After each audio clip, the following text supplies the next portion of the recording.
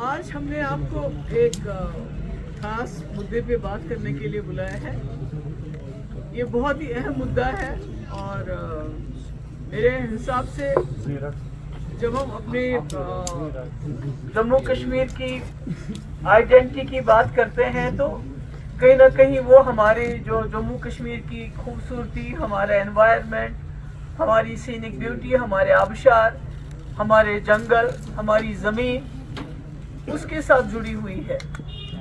एक आइडेंटिटी तो इन्होंने हमसे गैर कानूनी तरीके से तो हमसे वो उन्होंने छीन ली, मगर अब जो हमारे पास बचा कुचा है, जो हमारी ज़मीन है, जो हमारे जंगल है, जो हमारे पानी के वसाइल हैं, तो हमारा एनवायरनमेंट है, हमारा जो भी हमारी यूएसपी है, जिसके लिए जम्मू कश्मीर बिलखुसूस वादी मानी जाती है पूरी दुनिया में, तो उसके ऊपर बड़े खतरनाक बादल मंडरा रहे हैं।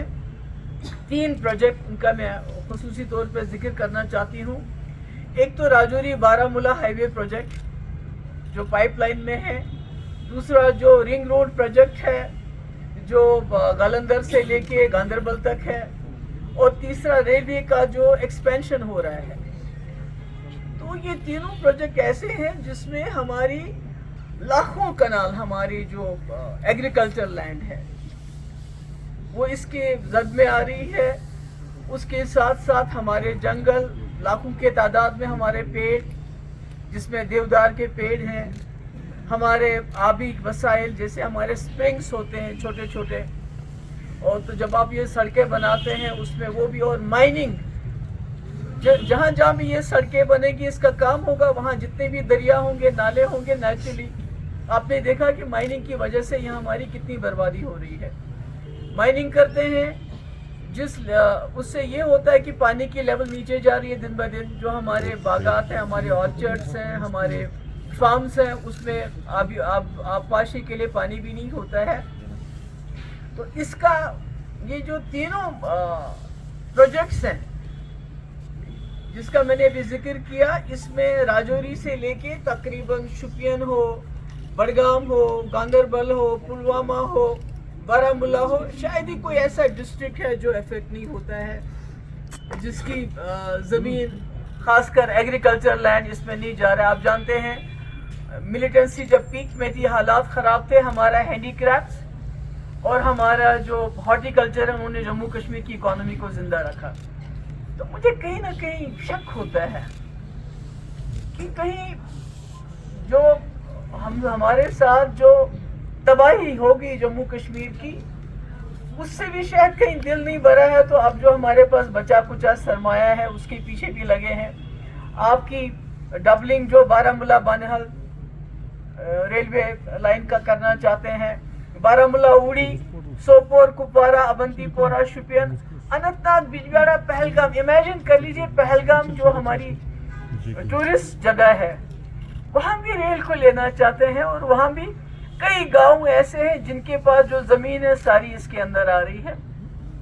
तो कहने का मेरा मकसद है कि आपको मालूम है कि उत्तराखंड में क्या हुआ, आपको मालूम है हिमाचल में क्या हुआ, आपको मालूम है जोशीमठ में क्या हुआ, क्योंकि वहाँ भी इसी तरह से बिना सोचे समझे, मुझे लगता है ये ठेकेदारी की बात है कि आपको ऑलरेडी आपकी एक सड़क है, मुगल रोड है आपका, उस पर टनल बनाइए, दूसरा पैरेलल रोड बनाने की क्या ज़रूरत है? अगर कहीं कनेक्टिविटी नहीं है उन जगहों को कनेक्ट कीजिए, मगर दूसरा रोड बनाने की क्या ज़रूरत है? रिंग रोड की बात कीजिए आप, तो 500 मीटर दोनों तरफ से लोगों से कहा गया है कि कोई कंस्ट्रक्शन नहीं होगी। कंपनसेशन भी मूंगफली के दाम दिए गए।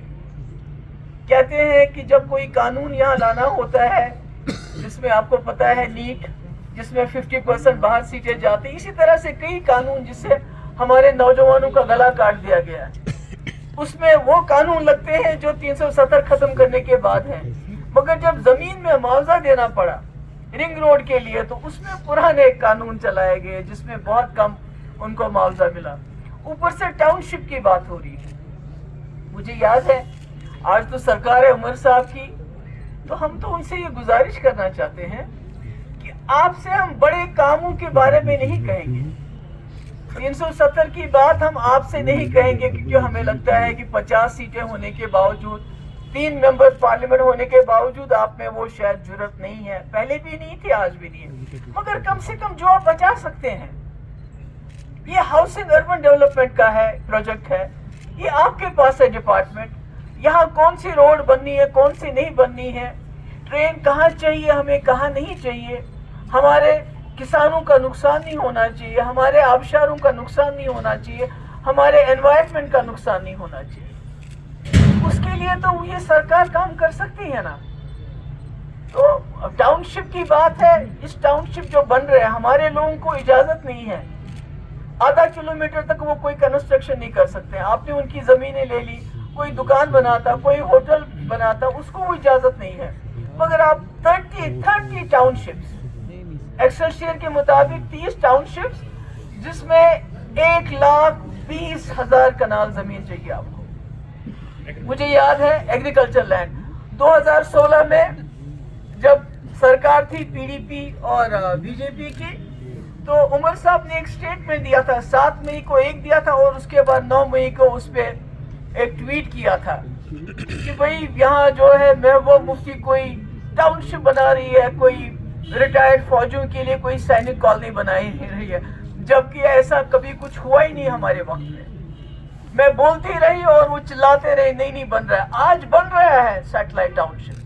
ہم جاننا چاہتے ہیں عمر صاحب سے، حالانکہ ان کے ایک ایڈوائزر نے تو بیان دیا کہ یہاں کے لوگوں کے لیے بن رہی ہے، مگر ہمیں بتائیے کون سے یہاں کے لوگ جن کے لیے 30 ٹاؤن شپس بن رہے ہیں.